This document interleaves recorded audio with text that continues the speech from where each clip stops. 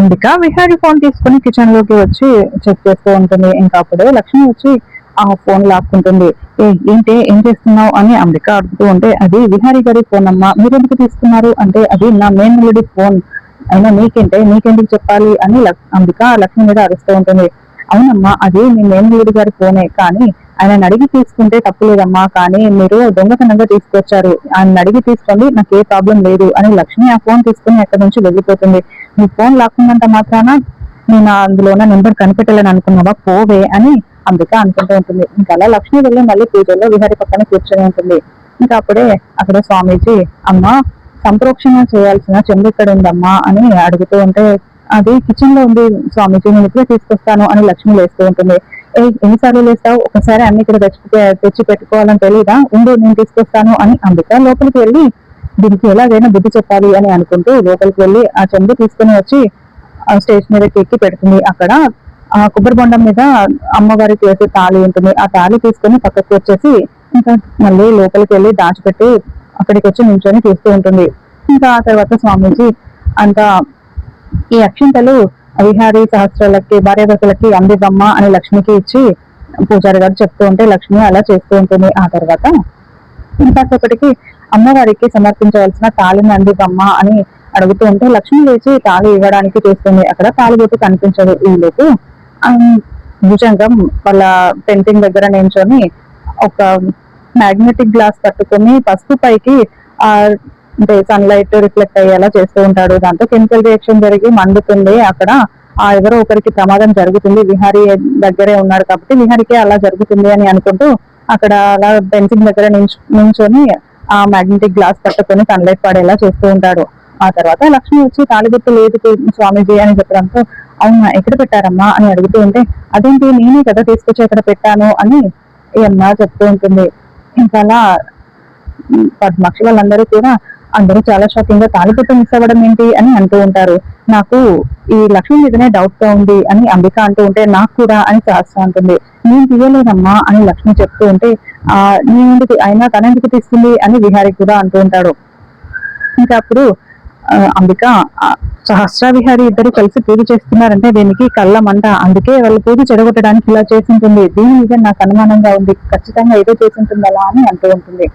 లేదమ్మా నేను తీయలేదు అని అంటూ ఉంటే, అవునే నువ్వు ఇప్పుడు చూడు, నా కొడుకు నా కూతురు ఉన్న అల్లుడు ఏదన్నా పని చేసిన పండగ ఇలా చేస్తున్నారు, పూజ చేస్తున్నారు అంటే చాలు నీకు అసలు పడనే పడదు కదా, అందుకే నువ్వు ఇలా చేసింటావు అని పద్మాక్షి కూడా అంటూ ఉంటుంది. దీన్ని 4 తగిలిస్తే నిజం బయటకు వస్తుంది అని అంబిక ఒక్కసారిగా లక్ష్మిని కిందకి లాగి లక్ష్మి చెంపపై లాగి పెట్టి కొట్టి, తీసుకురా వెళ్ళి తీసుకురా, ఎక్కడ పెట్టావో తీసుకురా పోవే, నువ్వు తప్ప ఇంకా తాళిబుట్టు తీయాల్సిన అవసరం ఎవరికి లేదు అని అంటూ ఉంటే, అమ్మా నేను ఎందుకు తీస్తానమ్మా, నేను ఎందుకు అలా చేస్తాను అని లక్ష్మి అంటూ ఉంటుంది. ఇంకా మిగతా వాళ్ళందరూ చాలా బాధపడుతూ చూస్తూ ఉంటారు. లక్ష్మి అలాంటి పని చేయదు వదినా అని అమ్మ చెప్తూ ఉంటే, ఇంకా ఎవరు వకాలత పుచ్చుకోలేదా అని అనుకుంటున్నాను, వచ్చావా తగుదనమ్మా అంటూ అని ఈ అమ్మనని ఇష్టం వచ్చినట్టుగా పద్మాక్షి మాట్లాడుతూ ఉంటుంది. నువ్వు అయ్యా టైం మించిపోయిన తర్వాత పూజ చేయలేము, మనం కళ్యాణం జరిపించాలి టైం లోపే అని స్వామీజీ చెప్పడంతో, వెళ్ళి తీసుకురా ఎక్కడ పెట్టావో, లేదంటే నీ పని ఈ రోజు ఉంటుంది నీకు అని అంబిక లక్ష్మిని అంటూ ఉంటుంది. ఇంకా లక్ష్మి ఒక్కసారిగా లేచి అక్కడ నుంచి లోపలికి వెళ్తూ ఉంటుంది.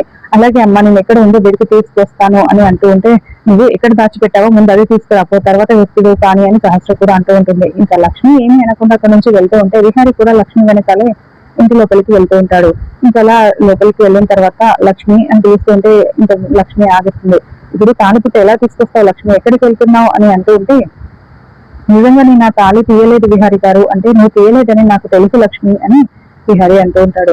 మరి ఇప్పుడు తాళి ఏం చేద్దాం అనుకుని వచ్చావు అని అంటూ ఉంటే, తన మెడలో ఉన్న తాళిని చూపిస్తూ ఇది ఇస్తాను విహారీ గారు అని, అందుకే లోపలికి వచ్చానని చెప్తూ ఉంటే, నువ్వు రా లక్ష్మి అని లక్ష్మిని విహారీ తన రూమ్ లోకి తీసుకుని వెళ్తాడు. ఏంటి విహారీ గారు అని అంటూ ఉంటే, విహారీ కబోర్డ్ లో నుంచి ఒక బాక్స్ వేసి అందులో నుంచి గోల్డ్ చైన్ ఉన్న తాళిబొట్టును తీస్తాడు.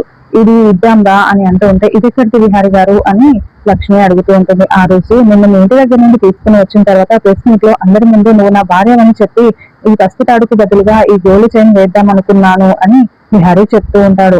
ఇంకా లక్ష్మి ఆలోచిస్తూ ఉంటుంది. నిజంగా నేను నా తాళిబొట్టు తీయలేదు విహారీ గారు అని మళ్ళీ లక్ష్మి బాధపడుతూ చెప్తూ ఉంటే, నువ్వు తీయలేదని నాకు తెలుసు లక్ష్మి, కదా వెళ్దాం అని ఇంకా లక్ష్మి విహారీ అక్కడి నుంచి పూజ దగ్గరికి వస్తారు.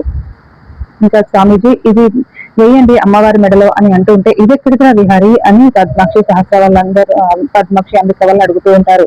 ఇంకా పర్వాలేదు ఇప్పుడు ఫస్ట్ పూజ కానివ్వండి, తర్వాత విషయాలు తర్వాత మాట్లాడుకుందాం అని అంబిక వాళ్ళ సహస్ర విహారి వాళ్ళు అంటూ ఉంటారు. ఇంకా సహస్రకి చాలా కోపం వస్తూ ఉంటుంది. ఇంకా స్వామీజీ కూడా టైం మించిపోతుంది, ఈ విషయాలన్నీ తర్వాత తీరిగ్గా మాట్లాడుకుందాం అని అంటూ ఉంటే ఇంకా భక్తవత్సలం కూడా పద్మాక్షి కాసేపు ఆగు, ఫస్ట్ పూజ కానివ్వు అని చెప్తూ ఉంటాడు. ఇంకా అలా తాళిబొట్టు సమర్పించడానికి అలా మళ్ళీ సహస్ర విహారీ ఇద్దరు పీటల మీద కూర్చొని పూజ చేస్తూ ఉంటారు. లక్ష్మి బయట నిల్చొని ఉంటే అమ్మ లక్ష్మి నువ్వు వచ్చి ఇక్కడ కూర్చో అమ్మా, ఇది వండిద్దు అని మళ్ళీ స్వామీజీ చెప్పడంతో లక్ష్మి వెళ్ళి మళ్ళీ విహారీ పక్కన కూర్చొని ఉంటుంది. ఇంకా అలా భక్తవత్సలం పెట్టిన మంగటికి గ్లాస్ వల్ల అక్కడ పసుపులో మంటలు వస్తాయి. ఒక్కసారిగా అందరూ అక్కడి నుంచి లేచి కిందకి వస్తారు. ఇలా జరిగిందేంటి, మనం ఎప్పుడు ఏది అనుకున్నా ఏదో ఒకటి ఇలా జరుగుతూనే ఉంది పూజారి గారు, స్వామీజీ అని యమున వాళ్ళు చెప్తూ ఉంటారు. ఇంకా టైం మించిపోయిందమ్మా, ఇప్పుడు కళ్యాణం జరిపించలేము, అది తప్పు అవుతుంది అని చెప్తూ ఉంటాడు స్వామీజీ. మేము ఏ పని చేద్దాం అనుకున్నా, ఏ పూజ చేద్దాం అనుకున్నా ఇలాంటి అవరోధాలు ఎప్పుడు వస్తూనే ఉన్నాయి, ఇంట్లో అన్ని గొడవలు అశాంతి అని యమున చెప్తూ ఉంటే అమ్మా యమున ఇలారా నీతో మాట్లాడాలి అని స్వామీజీ యమునని పక్కకు తీసుకుని వెళ్తాడు. చెప్పింది స్వామీజీ అని అంటూ ఉంటే మీ వంశానికి ఒక శాపం ఉందమ్మా, మీ వంశానికి ఒక్కడే వారసుడు వస్తాడు, ఆ వారసుడు రావడానికి ఎన్నో గండాలు ప్రమాదాలు ఉంటాయి, అవన్నీ తట్టుకొని ఆ తల్లి ఆ బిడ్డ ఇద్దరు క్షేమంగా రావాలి, ఆ శిశువుని ఆ తల్లి కాపాడుకునేంత ధైర్యంతో ఉండాలమ్మా, కాపాడుకోగలగాలి అని అంటుంటే ఇంకో స్వామీజీ ఇప్పుడేనా అని అంటూ ఉంటే మీరు అమ్మవారి గుడిలో అభిషేకం చేసి 5 ముత్తైదులకి వాయనం ఇప్పించండి ఆమె కోడలు చేత, ఆ తర్వాత సాయంత్రం వరకు అక్కడే ఉండి అమ్మవారి ముందు దీపం వెలిగించే వరకు అక్కడే ఉండి ఇంటికి దీపం వెలిగించిన తర్వాత ఇంటికి రావాలి, అలా చేసేది గండాలు సమస్యలు తొలగిపోతాయి, లేదంటే ఆ శిశువుకి ఏమైనా జరిగితే ఇంకో వారసుడు ఉండడమ్మా, ఒక్కడే వారసుడు వస్తాడు మీకు అని పూజారి గారు ఆ స్వామీజీ చెప్పడంతో ఏమైనా చాలా టెన్షన్ పడుతూ ఉంటుంది. సరే ఆ స్వామీజీ నేను ఇప్పుడు నా కోడలికి చెప్తాను అని యమున స్వామీజీ ఇద్దరు అక్కడి నుంచి మళ్ళీ వీళ్ళు నించున్న దగ్గరికి వస్తారు. ఇంకా అలా వచ్చి యమున సహస్ర వైపు తదేకంగా చూస్తూ ఉంటుంది. అయ్యో అత్తయ్య ఏంటి నన్నే చూస్తుంది అని సహస్ర చాలా టెన్షన్ పడుతూ ఉంటుంది. ఇంకా మన ఇంట్లో ఇలాంటి సమస్యలు ప్రాబ్లమ్స్ ఎన్నో ఎప్పుడు వస్తూనే ఉన్నాయి కదా, దానికి కారణం ఏదో శాపం ఉందంట. సహస్ర గుడిలో వెళ్ళి నా అమ్మవారికి అభిషేకం చేసి 5 ముత్తైదులకి ఆ తాంబూలం ఇచ్చి ఈవినింగ్ వరకు ఉండి అక్కడ దీపం ముట్టించి ఇంటికి రావాలంట, అలా స్వామీజీకి చెప్పారు అని చెప్పడంతో ఇంకా లక్ష్మీ సహస్ర ఇద్దరు వింటూ ఉంటారు. గుర్తు పెట్టుకోండి అమ్మా, చాలా జాగ్రత్తగా ఉండాలి అని మళ్ళీ స్వామీజీ కూడా చెప్తూ ఉంటే అందరూ చాలా షాకింగ్ గా వింటూ ఉంటారు.